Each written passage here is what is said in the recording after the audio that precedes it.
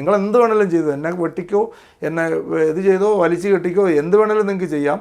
പക്ഷെ ഞാൻ ചെയ്യാനുള്ള ജോലി ചെയ്തുകൊണ്ടേ ഇരിക്കും എന്നുള്ളതാണ്. എപ്പോഴും നമ്മുടെ ലൈഫിൽ പല അപ്സ് ആൻഡ് ഡൗൺസും ഒക്കെ വരുന്ന സമയത്ത് പലപ്പോഴും നമ്മൾ ഡിമോട്ടിവേറ്റഡ് ആയി പോവുകയും നമ്മൾ ഇത് തന്നെ ഡ്രോപ്പ് ചെയ്തേക്കാമെന്ന് വിചാരിക്കുകയും ഏത് ലെവലിലും ഉണ്ട്, ഇന്ന ലെവലിൽ നിന്നൊന്നുമില്ല, വളരെ ഹയർ ലെവലിൽ പോലും ഡിമോട്ടിവേഷൻ ഉണ്ടാവാറുണ്ട്. നിങ്ങൾ പലർക്കും പല ആൾക്കാർക്കും ചിലപ്പം ചില ദിവസങ്ങൾ വെറുതെ അങ്ങ് ഡൗൺ ആവാറുണ്ട്.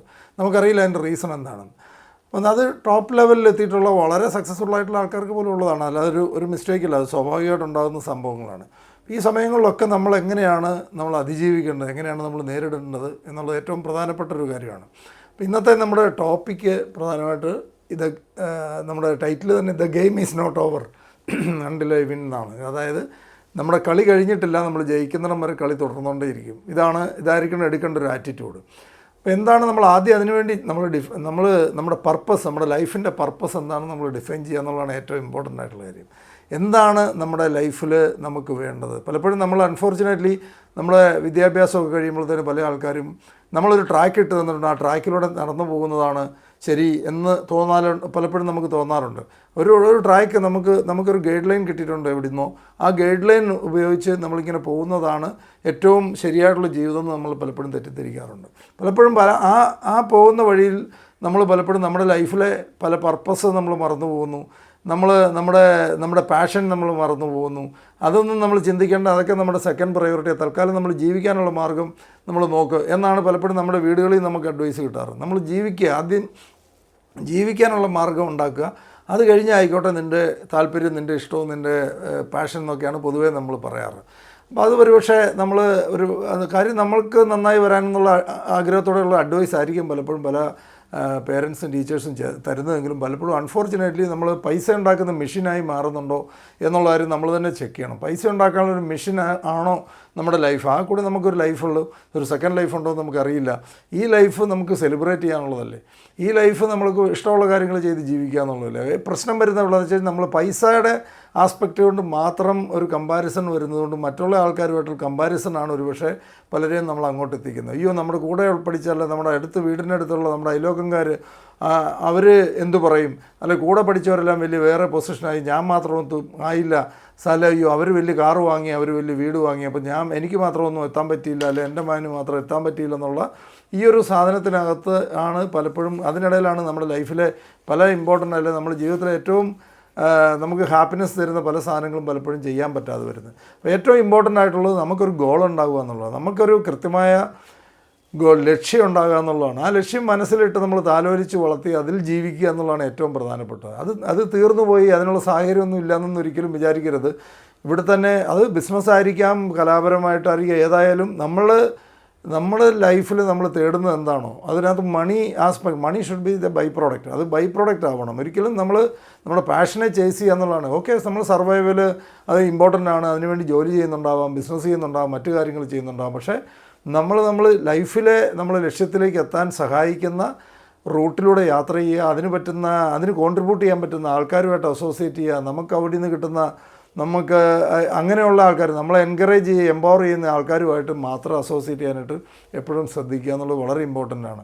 അതിനകത്ത് ഏറ്റവും പ്രധാനപ്പെട്ടത് എന്ന് പറഞ്ഞാൽ എവരിഡേ നമ്മൾ മിനിമം ലേൺ ചെയ്യുക എന്നുള്ളത്, ഒരു അരമണിക്കൂറെങ്കിലും ലേണിങ് എന്ന് പറയുന്നൊരു കാര്യത്തിന് വേണ്ടി നമ്മൾ മാറ്റി വെക്കുക. കാരണം നമ്മുടെ ലക്ഷ്യത്തിലേക്ക് അടുപ്പിക്കുന്നതായിട്ട് ബന്ധപ്പെട്ട വാർത്തകൾ നമ്മൾക്ക് തലച്ചോറിന് കൊടുത്തുകൊണ്ടിരിക്കുക എന്നുള്ളതാണ് ഏറ്റവും പ്രധാനപ്പെട്ട കാര്യം. അത് പോസിബിളാണ് എന്ന് നമ്മളെ തന്നെ നമ്മുടെ സബ് കോൺഷ്യസിനെ ബോധ്യപ്പെടുത്തിയെടുക്കുക എന്നുള്ളതാണ് ഏറ്റവും പ്രധാനപ്പെട്ടൊരു കാര്യം. നമ്മൾ ആഗ്രഹിക്കുന്ന വഴിയിലൂടെ ഒരുപക്ഷെ അതിനേക്കാളും കഠിനമായ വഴികളിലൂടെ നടന്നു കയറിയിട്ടുള്ള ആൾക്കാരുടെ സ്റ്റോറികൾ കേൾക്കുക. എല്ലാവരുടെയും സക്സസിൻ്റെ സ്റ്റോറി എന്ന് പറഞ്ഞാൽ സാക്രിഫൈസിൻ്റെയും ഫെയിലിയറിൻ്റെയും സ്റ്റോറികളാണ്. അതായത് സക്സസ് ഒരിക്കലും ചുമ്മാ ഓവർനൈറ്റ് സംഭവിക്കുന്നൊരു കാര്യമല്ല. സക്സസ് എന്ന് പറഞ്ഞാൽ തന്നെ അവരുടെ സ്റ്റോറിയാണ്, സ്ട്രഗിളിൻ്റെ സ്റ്റോറിയാണ്, സാക്രിഫൈസിൻ്റെ സ്റ്റോറിയാണ്. അതല്ലാതെ ഒന്നും ആരും സക്സസ് ആകാൻ പറ്റില്ല. പല ആൾക്കാർ ഏതെല്ലാം മേഖലയിൽ വിജയിച്ചിട്ടുണ്ടോ അവരൊക്കെ ഇപ്പം നമ്മൾ പ്രഗത്ഭരായി നിൽക്കുന്ന ബിസിനസ് രംഗത്തോ കലാരംഗത്തോ അല്ലെ ഏത് രംഗത്തും വിജയിച്ച് നിൽക്കുന്ന പല ആൾക്കാരെ നോക്കിയിട്ടുണ്ടെങ്കിൽ അവരെന്തൊക്കെ സാക്രിഫൈസ് ചെയ്തിട്ടാണ് അവരവിടം വരെ എത്തിയെന്ന് മനസ്സിലാക്കാൻ പറ്റും. അല്ലാതെ പോസിബിളല്ല. അപ്പോൾ നമ്മൾ വലിയൊരു ഡ്രീം ഉണ്ടെങ്കിൽ മാത്രമേ, വലിയൊരു സ്വപ്നത്തെ ചേസ് ചെയ്തിട്ടുണ്ടെങ്കിൽ മാത്രമേ നമുക്ക് പറ്റുള്ളൂ. നമ്മൾ എവരിഡേ ലേൺ ചെയ്യുക, ട്രാവൽ ചെയ്യുക. അത് ട്രാവൽ ചെയ്യുക എന്ന് പറഞ്ഞാൽ വളരെ ഇമ്പോർട്ടൻ്റ് ആണ്. ട്രാവലിങ്ങിലൂടെ നമ്മുടെ മൈൻഡ് എക്സ്പാൻഡ് ചെയ്യുള്ളൂ. നമ്മൾ വേറെ ഒരു ലോകം നമ്മൾ കണ്ടിട്ടുള്ളതിനേക്കാൾ അപ്പുറം അല്ലെങ്കിൽ കൂടുതൽ കാര്യങ്ങൾ നമ്മൾ മനസ്സിലാക്കുന്ന ട്രാവലിങ്ങിലൂടെയാണ്. അപ്പോൾ എപ്പോഴും എനിക്ക് പലപ്പോഴും തോന്നാറുണ്ട്, മലയാളികൾ ജനിച്ചത് തന്നെ വീട് പണിത് കൂട്ടാനാണോ? വീട് പണിയുക, കാറ് പണിയുക, ഇതൊക്കെ നമ്മുടെ ലൈഫിൻ്റെ അതൊക്കെ നമ്മുടെ ഡെക്കറേഷൻസ് മാത്രമാണ്. അതായത് ലൈഫ് എന്ന് പറയുന്നത് പലപ്പോഴും ഇപ്പം നമ്മൾ ഉദാഹരണം പറയുകയാണെങ്കിൽ ഒരു സ്കേർട്ടുണ്ട്, ആ സ്കേർട്ടിൻ്റെ ഫ്രില്ല് പോലെയാണ് നമ്മുടെ വീടോ കാറോ മറ്റു കാര്യങ്ങളൊക്കെ. ഫ്രില്ലുണ്ട്, സ്കേർട്ടില്ലാത്ത ഒരവസ്ഥയാണ് പലപ്പോഴും അൺഫോർച്ചുനേറ്റ്ലി എന്ന് നമുക്ക് പലപ്പോഴും തോന്നാറുണ്ട്. കാരണം അതൊക്കെ ഒരു ഡെക്കറേഷൻസ് മാത്രമാണ്. നമ്മൾ യഥാർത്ഥ ലൈഫ് എന്ന് പറയുന്നൊരു സാധനം, നമ്മളുടെ ഹാപ്പിനെസ്, നമ്മുടെ പാഷനെ നമുക്ക് ചേസ് ചെയ്യാൻ പറ്റുന്നു, ആ സ്വപ്നത്തിൽ നമുക്ക് ജീവിക്കാൻ പറ്റുന്നു, നമ്മുടെ കയ്യിൽ ബാങ്കിൽ എത്ര ബാലൻസ് ഉണ്ട്, എന്തുമാത്രം വലിയ വീടാണ് വെച്ചതെന്നൊന്നും അല്ല അതിനകത്തെ കാര്യം. നമ്മളുടെ ഹാപ്പിനെസ് ഫൈനലി അതാണ് നമുക്ക് ക്യാഷായിട്ട് തിരിച്ചു വരേണ്ടത്. എപ്പോഴും പറയാറുണ്ട്, പല ആൾക്കാരും നമ്മൾ ഒരു ബെൻസ് വാങ്ങി, കാറ് വാങ്ങി എന്നൊക്കെ പറയുന്നുണ്ട്. ബെൻസ് എന്ന് പറയുന്നത് നമ്മൾ എല്ലാ ആസ്പെക്റ്റിലും ബെൻസ് ആകുക എന്നുള്ളതാണ് ഏറ്റവും പ്രധാനം. നമ്മളവിടെ അതിനകത്തിരുന്ന് പറയുന്ന ലാംഗ്വേജ്, നമ്മുടെ ചിന്തകൾ, ഇതൊക്കെയാണ് ഏറ്റവും പ്രധാനം. അതെല്ലാം അപ്ഗ്രേഡ് ചെയ്യാൻ നമുക്ക് സാധിക്കുന്നുണ്ടോ എന്നുള്ളതാണ് ഏറ്റവും പ്രധാനപ്പെട്ട കാര്യം. അപ്പോൾ അതുപോലെ തന്നെ ഏറ്റവും പ്രധാനപ്പെട്ട വേറൊരു കാര്യം, നമ്മൾ ഹെൽത്തിൽ ഇൻവെസ്റ്റ് ചെയ്യുക. ഹെൽത്തിനെ കുറിച്ച് ഒരു സീരിയസ്, കാരണം നമ്മൾ വളരെ സക്സസ്ഫുൾ ആയിട്ടുള്ള ആൾക്കാരെ എല്ലാവരെയും നമ്മൾ ഒബ്സർവ് ചെയ്യുമ്പോൾ അവർ ഹെൽത്തിൽ വളരെ സീരിയസ് ആണ്. നമ്മൾ പൊളിറ്റീഷ്യൻസിനെയൊക്കെ പല ആൾക്കാരും TV ചാനലൊക്കെ കണ്ട് ചർച്ചകളൊക്കെ കണ്ടുകൊണ്ടിരിക്കാറുണ്ട്. പക്ഷേ എത്ര പേര്, ഞാൻ എപ്പോഴും ചിന്തിക്കാറുണ്ട്, എത്ര പേര് ഇവരിൽ നിന്നൊക്കെ പഠിക്കാറുണ്ട്. ഞാൻ ലീഡർഷിപ്പ് പഠിക്കാനും ഒക്കെയാണ്, ഞാൻ പൊളിറ്റിക്സ് നന്നായിട്ട് ഒബ്സർവ് ചെയ്യുന്ന ആളാണ്. അത് ലീഡർഷിപ്പും നേതൃപാഠവും പഠിച്ചെടുക്കാൻ വേണ്ടിയാണ്. അവരൊക്കെ ചെയ്യുന്ന കാര്യങ്ങൾ, അവർ പറയുന്ന കാര്യങ്ങൾ, അതിൻ്റെ ഇംപ്ലിക്കേഷൻസ് എങ്ങനെ വരുന്നു, അത് എങ്ങനെ ആൾക്കാർ എടുക്കുന്നു, ഇതൊക്കെ പഠിക്കാൻ വേണ്ടിയാണ് പലപ്പോഴും നമ്മളിത് ഒബ്സർവ് ചെയ്യാറ്. അല്ലെ അവർ പ്രാക്ടീസ് ചെയ്യുന്നത്. ഇപ്പോൾ നിങ്ങൾ ചിലപ്പോൾ കേട്ടിട്ടുണ്ടായിരുന്നു VS അച്യുതാനന്ദൻ, ഇത്രയും സീനിയർ ആയിട്ടുള്ള ആൾ, അദ്ദേഹമൊക്കെ പ്രാക്ടീസ് ചെയ്ത ഹെൽത്തിൻ്റെ ഇതിലൊക്കെ അദ്ദേഹമൊക്കെ കരിക്ക് അങ്ങനത്തെ വളരെ ലൈറ്റായിട്ടുള്ള സാധനങ്ങളും വളരെ ഹെൽത്തി ആയിട്ടുള്ള സാധനങ്ങളും മാത്രമാണ് അദ്ദേഹമൊക്കെ ഉപയോഗിക്കുന്നത്. ആ പ്രായത്തിലും ഇപ്രാവശ്യം പാർട്ടി തോറ്റെങ്കിൽ അടുത്ത പ്രാവശ്യം പാർട്ടിയെ ജയിപ്പിച്ച് 5 വർഷം കഴിഞ്ഞ് വരുന്ന ഇലക്ഷനിൽ പാർട്ടിയെ ജയിപ്പിച്ച് മുഖ്യമന്ത്രിയാകാനുള്ള ഡ്രീമുമായിട്ടാണ് 85-ാം വയസ്സിലും 90-ാം വയസ്സിലൊക്കെ ആൾക്കാരിരിക്കുന്നത്. ഇവിടെ സാധാരണ ആൾക്കാർ 55 വയസ്സായി കഴിയുമ്പോൾ തന്നെ ഇനിയിപ്പം നമ്മൾ സീനിയർ സിറ്റിസൻ്റെ ബെനിഫിറ്റിനെ കുറിച്ചാണ് നമ്മൾ ആലോചിച്ചുകൊണ്ടിരിക്കുന്നത്. പല സ്ഥലത്തും പോയിട്ടുണ്ടെങ്കിൽ സീനിയർ സിറ്റിസൻ്റെ ക്യൂ ഉണ്ടോ, സീനിയർ സിറ്റിസൻ്റെ ഇതുണ്ടോ, നമ്മൾ തന്നെ ദാരിദ്ര്യം നമ്മൾ പലപ്പോഴും ചിന്തിക്കുകയാണ്. അതായത് നമ്മൾ സീനിയർ സിറ്റിസൺ എന്നൊക്കെ പറഞ്ഞു കഴിഞ്ഞാൽ പണ്ടത്തെ കാലത്ത് വെച്ചിരുന്നൊരു പ്രായമാണ്. അന്നത്തെ കാലത്ത് കൂടി ഒരു മനുഷ്യൻ്റെ ലൈഫ് സ്പാൻ 55 വയസ്സൊക്കെ ഉണ്ടായിരുന്നു, 60 വയസ്സൊക്കെ ഉണ്ടായിരുന്നുള്ളൂ. ആ സമയത്തൊക്കെ വെച്ചിരുന്ന ഇതൊക്കെയാണ്. അതൊന്നും ഇനി മാറ്റിയിട്ടില്ല എന്ന് മാത്രമേ ഉള്ളൂ. ഇന്നത്തെ കാലത്ത് പല ആൾക്കാർ ലൈഫ് തുടങ്ങേണ്ടത് 60-ാം വയസ്സിലാണ്. അതായത് ശരിക്കും പറഞ്ഞാൽ ഞാൻ പലപ്പോഴും പറയാറുണ്ട്, ഒരു 70 വയസ്സുള്ള പയ്യനാകാൻ സാധിക്കുകയാണെന്നുണ്ടെങ്കിൽ. ഇപ്പം നിങ്ങൾ പല ആൾക്കാർ എനിക്ക് അത്ഭുതം തോന്നാറുണ്ട്. പല ആൾക്കാർ നമുക്ക് വയ്യ, നമ്മൾ ഇനിയിപ്പോൾ എന്ത് പറഞ്ഞിട്ട് കാര്യമില്ല, റിട്ടയറായി, ഇനിയിപ്പോൾ നമ്മൾ ലോക്കലായിട്ടുള്ള പരിപാടികൾ നാട്ടിൻപുറത്ത് ഇറങ്ങി അവിടെ വല്ല സപ്താഹ കമ്മിറ്റിയിലോ അല്ലെന്നുണ്ടെങ്കിൽ അവിടുത്തെ ക്ലബ്ബുകളിൽ ഇതിനകത്തൊക്കെ ജോയിൻ ചെയ്യുക, അല്ലെങ്കിൽ പള്ളിയുടെ ഉത്തരവാദിത്തത്തിൽ വല്ല കമ്മിറ്റിക്കകത്ത് വരിക, ഇങ്ങനെയാണ് നോർമൽ പല ആൾക്കാരും ചിന്തിക്കുന്നത്.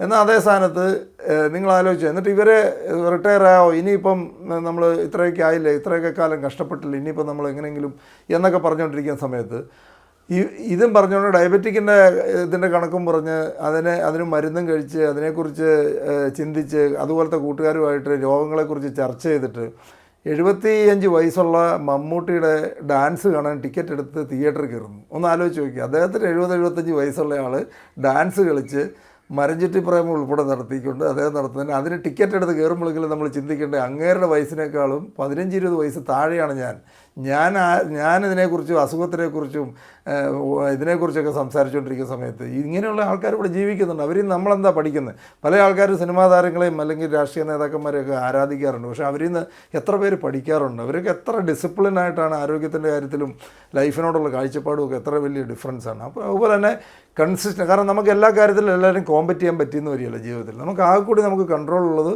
നമ്മുടെ മൈൻഡ് സെറ്റ് വളരെ ഇതായിട്ട് സ്ട്രോങ് ആയിട്ട് വെക്കുകയും നമ്മുടെ ഹാർഡ് വർക്ക് അതിന് കോംപ്രമൈസ് ചെയ്യാൻ, അതായത് കൺസിസ്റ്റൻറ്റ് ഹാർഡ് വർക്ക്. നമ്മുടെ ജീവിതം ഒരുപക്ഷെ എന്നല്ല, ഏത് സക്സസ്ഫുൾ ആയിട്ടൊരാളുടെയും ജീവിതം പോകുന്നത് ഒരു ECG ഗ്രാഫ് പോലെയാണ്. ഒരിക്കലും ഒരു ഗ്രാഫ് നമ്മൾ മുകളിലേക്കുള്ള സമയത്ത് ഇങ്ങനെ മുകളിലേക്ക് തന്നെ പോയിക്കൊണ്ടിരുന്നിട്ടല്ല അവരാരും വിജയിച്ചത്. എത്ര മുകളിലേക്ക് പോകുന്നുണ്ടോ ഈക്വൽ താഴോട്ട് പോകാനുള്ള ചാൻസും ഉണ്ട്. എത്ര മുകളിലേക്ക് പോകാൻ ആഗ്രഹിക്കുന്നുണ്ടോ അത്രയും താഴോട്ട് പോകാനുള്ള സാധ്യതയുണ്ട്, അത്രയും ബൗൺസ് ബാക്ക് ചെയ്യാനുള്ള സാധ്യതയുണ്ട്. എപ്പോഴും ഇപ്പോൾ എൻ്റെ ലൈഫ് പറയുകയാണെന്നുണ്ടെങ്കിൽ ഞാൻ വർഷങ്ങളായിട്ട് ഞാൻ വളരെ ഹയർ ലെവലിലേക്ക് പോയി. അതുപോലെ തന്നെ ടോട്ടൽ നമ്മൾ സെറ്റ് ബാക്ക് ഉണ്ടാവുകയും വീണ്ടും ബൗൺസ് ബാക്ക് ചെയ്യുകയും. പക്ഷേ നമ്മൾ ഒരു ദിവസം പോലും ഇതൊക്കെ ഇതിൻ്റെ പ്രോസസ്സാണെന്ന് നമുക്കറിയാം. മാത്രമല്ല എപ്പോഴും നമ്മൾ മനസ്സിലാക്കേണ്ടത് നമ്മുടെ ലൈഫിനെ നമ്മൾ കാണുന്നത് ഒരു സിനിമ കണ്ടുകൊണ്ടിരിക്കുന്ന പോലെ ആയിരിക്കണം. ഒരു സിനിമയുടെ ഡയറക്ടർ തന്നെ ആ തിയേറ്ററിലിരുന്ന് സിനിമ കാണുകയാണെങ്കിൽ നായകൻ ഇടി കൊണ്ട് താഴെ കിടന്നാലും ആ ഡയറക്ടർ കരയില്ല. പക്ഷേ നമ്മൾ സാറിന് പലപ്പോഴും തിയേറ്ററിൽ കയറി ടവലെടുത്ത് കണ്ണൊക്കെ തുടയ്ക്കാറുണ്ട്. നായകൻ ഇടി കിട്ടി നിലത്ത് കിടക്കുന്ന സമയത്ത് 8 പേര് കൂടി നായകൻ്റെ പുറത്ത് കയറിയിരുന്ന് ഇടിക്കുന്നത് കാണുമ്പോൾ തന്നെ നമ്മൾ ചിലപ്പം കരഞ്ഞു പോകും, ചിലപ്പോൾ ടവലെടുത്ത് തുടയ്ക്കും. പക്ഷേ എന്തുകൊണ്ടാണ് ഡയറക്ടർ കരയാത്തത്? ഡയറക്ടർ ചിരിച്ചുകൊണ്ടായിരിക്കും ഇരിക്കുന്നത്. കാരണം ഡയറക്ടറിന് ഇതിൻ്റെ ക്ലൈമാക്സ് അറിയാം, നമ്മൾ കണ്ടുകൊണ്ടിരിക്കുന്നത് നമുക്ക് ക്ലൈമാക്സ് അറിയില്ല. ഇതിൻ്റെ ക്ലൈമാക്സ് എവിടെയാണ് ഇത് കൊണ്ട് എത്തിക്കേണ്ടതെന്നുള്ളത് ഡയറക്ടർക്ക് അറിയാം. ആ ഡയറക്ടർ അതുകൊണ്ട് ചിരിച്ചുകൊണ്ടിരിക്കുന്നു, ബാക്കിയുള്ളവർ കണ്ണ് തുടച്ചുകൊണ്ടിരിക്കുന്നു. ഈ നായകൻ ഇടി കൊണ്ട് ഇത്രയും ചലഞ്ചസിനെ ഫേസ് ചെയ്ത് ലാസ്റ്റ് വിജയിച്ച് വരുന്നത് കൊണ്ട് മാത്രമാണ് നമ്മൾ 200 രൂപ ഇല്ല 300 രൂപ ടിക്കറ്റ് എടുത്ത് തിയേറ്ററിൽ കയറുന്നത്. അതേ സ്ഥാനത്ത് ഒരു പ്രശ്നമില്ല, ഡയറക്ടർ ഈ നായകൻ വരുന്നു, ഒരു പെൺകുട്ടിയെ കാണുന്നു, പെൺകുട്ടിയോട് ഇഷ്ടമാണെന്ന് പറയുന്നു, പോയോ ഞാനും ചേട്ടനെ നോക്കിയിരിക്കുകയായിരുന്നു പറഞ്ഞ് കൂടെ വന്നു അവരുടെ കല്യാണമാണെങ്കിൽ നമ്മൾ 200 രൂപ ടിക്കറ്റ് എടുത്ത് 2 മണിക്കൂർ തിയേറ്ററിൽ പോയിരിക്കും. ആരെങ്കിലും പോകുമെന്ന് ആലോചിച്ച് നോക്കുക. ഈ നായകൻ്റെ സ്ട്രഗിൾ ഉള്ളത് കൊണ്ടാണ് അദ്ദേഹം നായകനാകുന്നു. അദ്ദേഹത്തെ കാണാനാണ് ആൾക്കാർ ടിക്കറ്റ് എടുത്ത് അകത്ത് കയറുന്നു. അതില്ലെന്നുണ്ടെങ്കിൽ ആരും ടിക്കറ്റ് എടുത്ത് അകത്ത് കയറില്ല.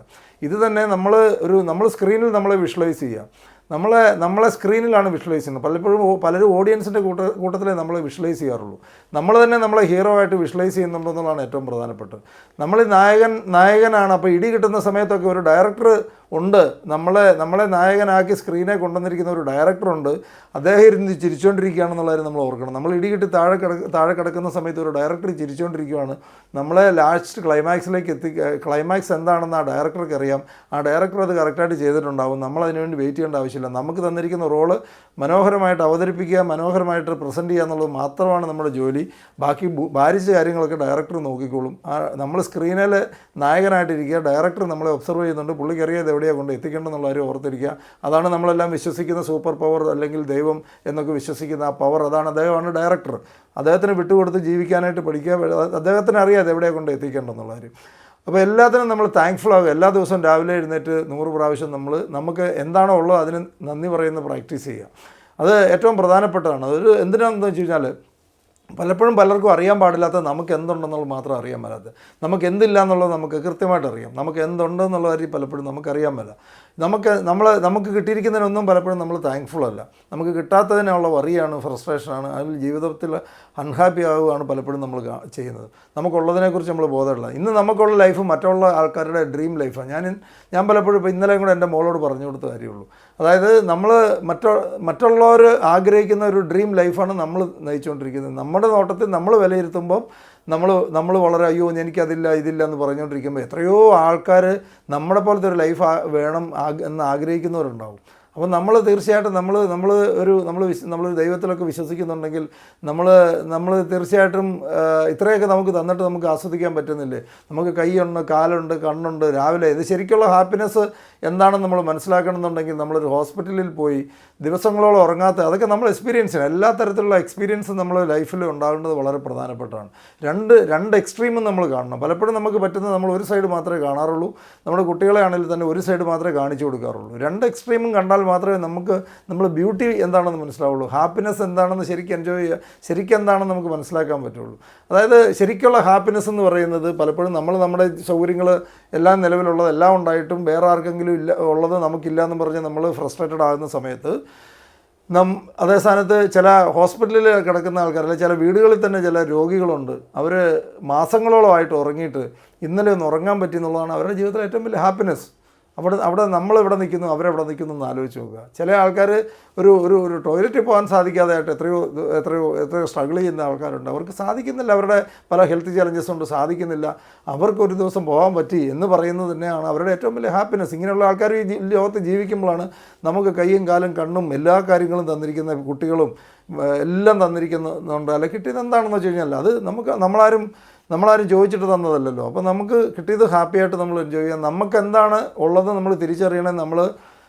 നമുക്കുള്ളതിന് നമ്മൾ നന്ദി പറഞ്ഞ് തുടങ്ങുന്നതോടുകൂടി നമ്മൾ തന്നെ റിയലൈസ് ചെയ്യും നമുക്ക് എന്താ ഉള്ളത്. അതാണ് നമ്മൾ കുറച്ചുകൂടെ മറ്റാർക്കും ഉള്ളത് നമുക്കില്ല എന്നോർത്ത് പിന്നെ പറയല്ല, വേറെ ആർക്കും ഇല്ലാത്ത ഇന്ന കാര്യങ്ങൾ എനിക്കുണ്ടല്ലോ, എൻ്റെ കയ്യിലുള്ളത് എത്രയോ ആൾക്കാർക്കില്ല.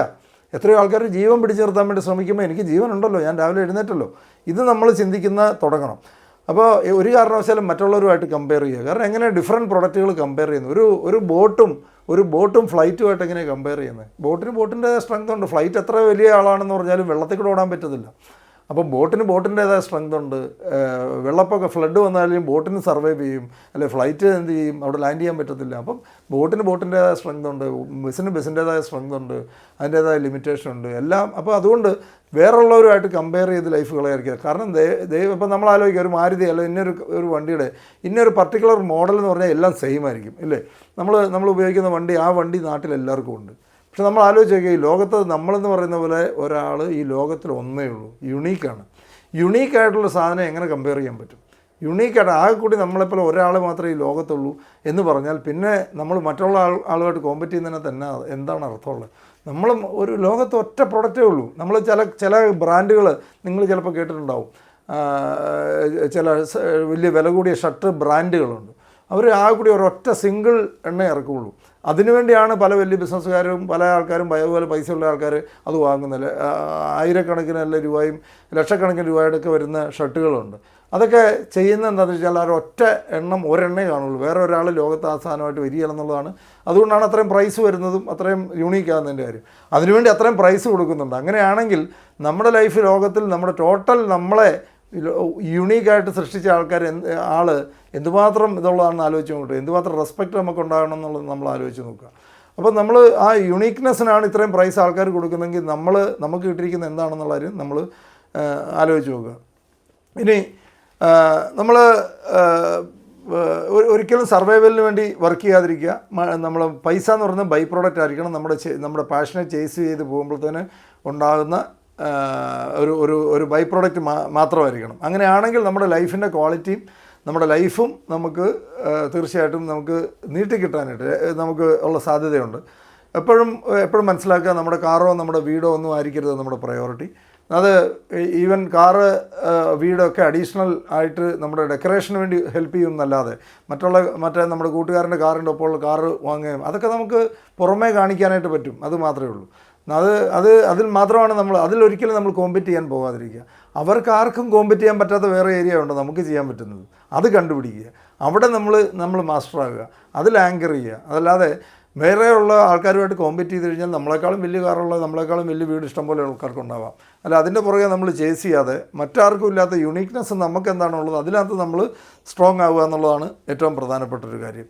നമ്മൾ ലൈഫിൻ്റെ അപ്സ് ആൻഡ് ഡൗൺസും ഒക്കെ വരുന്ന സമയത്ത് നമ്മൾ ഏത് ലെവലിലും വരാം. അത് ഡീമോട്ടിവേഷനൊക്കെ ഏത് ലെവലിലും വരാം. അതിനൊരു മെക്കാനിസം നമ്മൾ തന്നെ ഡെവലപ്പ് ചെയ്തെടുക്കണം. നമ്മൾ തിരിച്ചു വരാൻ, ബൗൺസ് ബാക്ക് ചെയ്യാൻ. അതൊരു പക്ഷേ നമ്മുടെ ഒരു നന്നായിട്ട് വളരെ എപ്പോഴും എനർജിയുള്ളൊരു സുഹൃത്തിനോട് സംസാരിക്കുമ്പോഴായിരിക്കാം, അല്ലെ ഒരു വീഡിയോ കാണുമ്പോഴായിരിക്കും, അല്ലെങ്കിൽ യൂട്യൂബിലൊരു വീഡിയോ നല്ലൊരു സക്സസ്ഫുള്ളായ ഒരാളുടെ അവരുടെ സ്റ്റോറി നമ്മൾ കേൾക്കുമ്പോഴായിരിക്കാം, അല്ലെ ചിലപ്പോൾ 2 ദിവസം ബ്രേക്ക് എടുത്തൊരു യാത്ര പോകുമ്പോഴായിരിക്കാം.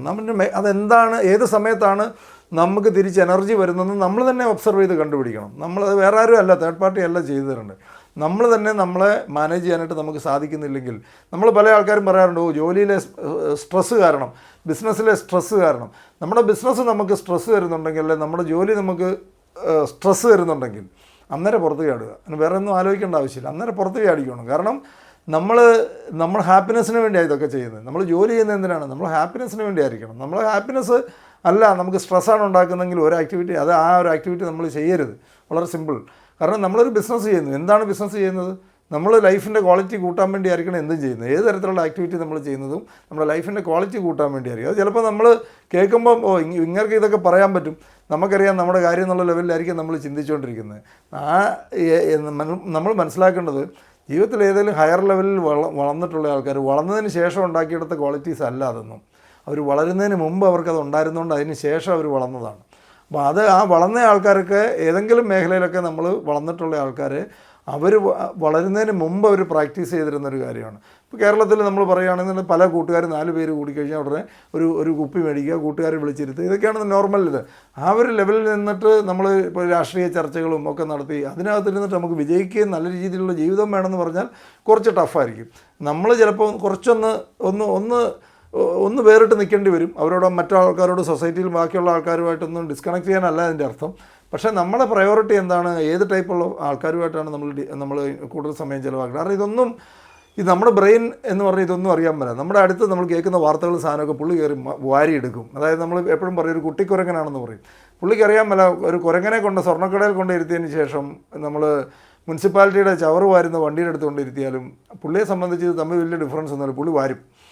അത് പുള്ളിയുടെ ഹാബിറ്റാണ്, പുള്ളി വാരിയിരിക്കും. അപ്പോൾ എവിടെ കൊണ്ട് ഇരുത്തണം എന്ന് പറയുന്നത് നമ്മൾ തീരുമാനിച്ചോണം. ഈ നമ്മുടെ ഒരു കുരങ്ങൻ, ഒരു കുട്ടി കുരങ്ങനുണ്ട്, ആ കുട്ടി കുരങ്ങനെ എവിടെ കൊണ്ട് ഇരുത്തണം എന്നുള്ളതായിരുന്നു നമ്മൾ തീരുമാനിച്ചോണം. അദ്ദേഹത്തെ നല്ല സ്ഥലത്ത് കൊണ്ട് ഇരുത്താവുള്ളൂ, അല്ലെ പുള്ളി അവിടുന്ന് വാരും, കിട്ടുന്നത് വാരിക്കളയും.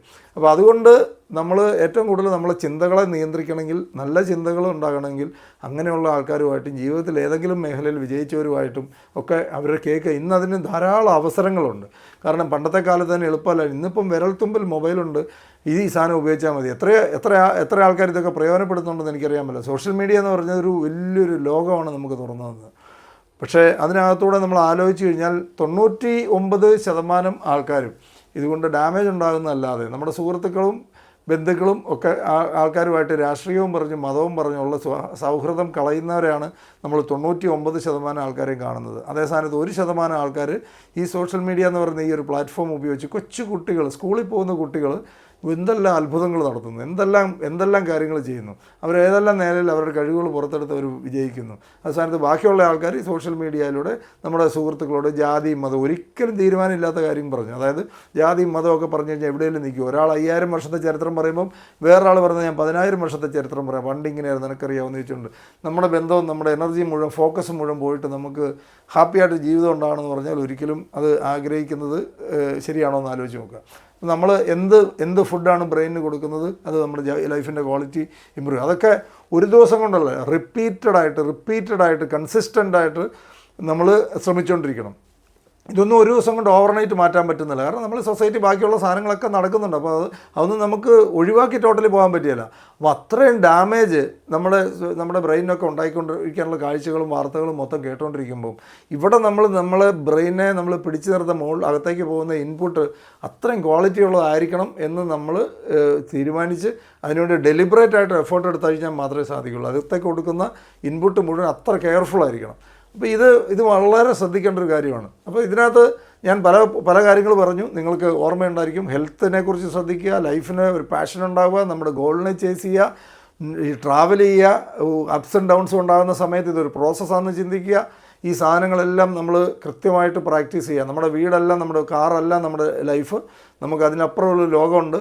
നമുക്ക് പല ആൾക്കാരും, നിങ്ങൾ ചിലപ്പോൾ എക്സാമ്പിൾ കേട്ടിട്ടുണ്ടായിരിക്കും, ഹെൽത്തിൻ്റെ കാര്യത്തിലൊക്കെ നമ്മൾ ഇതെടുക്കണമെന്ന് പറയുമ്പോൾ പല ആൾക്കാരും അതൊന്നും നമ്മുടെ ഇപ്പോഴത്തെ തൽക്കാലം പ്രയോറിറ്റി, നമുക്ക് കാശ് തികയത്തില്ല, അല്ല നമുക്ക് സമയമില്ല എന്ന് പലപ്പോഴും പറയും. നമ്മളതിനൊരു എക്സാമ്പിൾ പലപ്പോഴും പറയാറുണ്ട്. ഒരു കുരങ്ങൻ്റെ മുമ്പിൽ ഒരു ബണ്ടിൽ നോട്ടും കുറച്ച് പഴങ്ങളും ഇട്ടാൽ ആ കുരങ്ങൻ സെലക്ട് ചെയ്യുന്ന ഏതായിരിക്കും? കുരങ്ങൻ സെലക്ട് ചെയ്യുന്നത് തീർച്ചയായിട്ടും പഴമായിരിക്കും. പക്ഷേ ആ ഒരു ബണ്ടിൽ നോട്ട് കിട്ടിയാൽ ഈ നോട്ട് കൊണ്ട് അവൻ അടുത്തൊരു 3 മാസം കഴിക്കാനുള്ള പഴം മേടിക്കാൻ സാധിക്കും എന്ന് മനസ്സിലാക്കാനുള്ള വിവേകം ആ കുരങ്ങൻ ഇല്ലാത്തതുകൊണ്ടാണ് കുരങ്ങൻ പഴം എടുത്തുകൊണ്ട് പോകുന്നത്, അല്ലെങ്കിൽ നോട്ടേ എടുക്കുകയുള്ളൂ. പക്ഷേ പലപ്പോഴും നമ്മളും അങ്ങനെ ആയി പോകാറുണ്ടോ എന്ന് നമുക്ക് തോന്നാറുണ്ട്. നമുക്ക് ഹെൽത്തി ആയിട്ടും ഹാപ്പി ആയിട്ട് ജീവിച്ചാൽ നമുക്ക് ഇഷ്ടംപോലെ കൂടുതൽ സമയം ഇവിടെ ആരോഗ്യത്തോടെ ജീവിക്കാൻ കിട്ടും. ഇനിയുള്ള കാലത്ത് ഒരു 100 വർഷം ജീവിക്കുക എന്നൊക്കെ പറഞ്ഞാൽ പോസിബിൾ ആയിട്ടുള്ള കാലത്താണ് നമ്മൾ ജീവിക്കുന്നത്.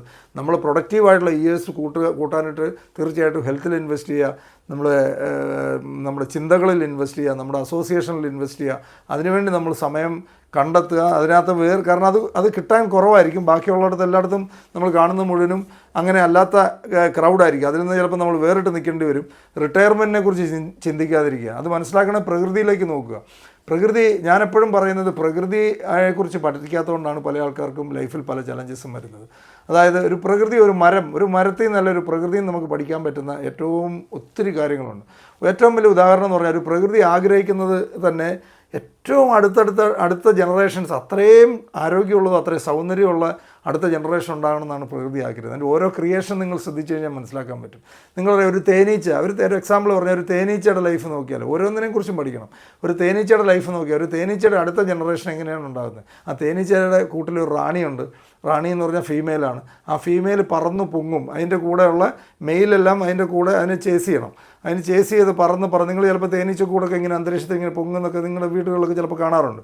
ഇതിൻ്റെ പ്രോസസ്സ് എന്താണെന്ന് വെച്ചാൽ റാണി ഇങ്ങനെ പൊങ്ങി പറക്കുമ്പോൾ അതിനോടൊപ്പം പൊങ്ങി പറന്ന് ചെല്ലുന്ന ഒരു മെയിൽ ഇതിന് മാത്രമേ ഹണി ബീക്ക് ആയിട്ട് ഏറ്റവും അതിൻ്റെ ഒപ്പം പറക്കാം, ബാക്കിയെല്ലാം തളർന്ന് വീഴും, അതിൻ്റെ ഒപ്പം പറക്കുന്ന ഒരെണ്ണമായിട്ടാണ് അത് മേറ്റ് ചെയ്യുള്ളൂ. അത് അടുത്ത ജനറേഷൻ ഏറ്റവും ആരോഗ്യമുള്ള അടുത്ത ജനറേഷൻ ഉണ്ടാകണമെന്നാണ് പ്രകൃതി അത് ആഗ്രഹിക്കുന്നത്. അതുപോലെ എല്ലാ മൃഗങ്ങളും നോക്കിയുണ്ട്. ഒരു ആന, എനിക്ക് ആന ഭയങ്കര ഇഷ്ടമായതുകൊണ്ട് അത് പറയുന്നത് കേട്ടോ. ആനകളൊക്കെ ഇണചേരുന്നത് ഫീമെയിലാണ് സെലക്ട് ചെയ്യുന്നത്. മിക്കവാറും എല്ലാത്തിനകത്ത് സ്വയംവരമാണ് നടക്കുന്നത്. ആ ഫീമെയിലാണ് മെയിലിനെ സെലക്ട് ചെയ്യുന്നത്. അത് ആന എന്ന് പറയുന്നത് ഏറ്റവും സൗന്ദര്യമുള്ള, ഏറ്റവും നല്ല കൊമ്പുള്ള, ഏറ്റവും ആരോഗ്യമുള്ളൊരു മെയിലിനെ സെലക്ട് ചെയ്യുള്ളൂ. അതുകൊണ്ടാണ് ഈ മോഴ ആനകൾക്കൊക്കെ ഇത്രയും നിരാശ വരുന്നു, ഇത്രയും ഈ നമ്മൾ നാട്ടിലേക്ക് ഇറങ്ങിയൊക്കെ അറ്റാക്ക് ചെയ്യുന്നതിൻ്റെ ഏറ്റവും പ്രധാനപ്പെട്ട കാര്യം പുള്ളിക്ക് എല്ലായിടത്തും റിജക്ഷനാണ്. ലേഡീസ് റിജക്റ്റ് ചെയ്യുന്നു, വേറെ കൊമ്പനാനകൾ കുത്തുന്നു, എല്ലാം. അതുകൊണ്ടാണ് ഇവർ പുറത്തേക്ക് വരുന്നതും നാട്ടിൽ വന്ന് ഉപദ്രവം ഉണ്ടാക്കുന്നതിൻ്റെ റീസൺ അതാണ്. കാരണം പുള്ളിക്ക് ഫൈറ്റ് ചെയ്ത് നിൽക്കാൻ പറ്റില്ല, ആയുധമില്ല, കൊമ്പില്ല.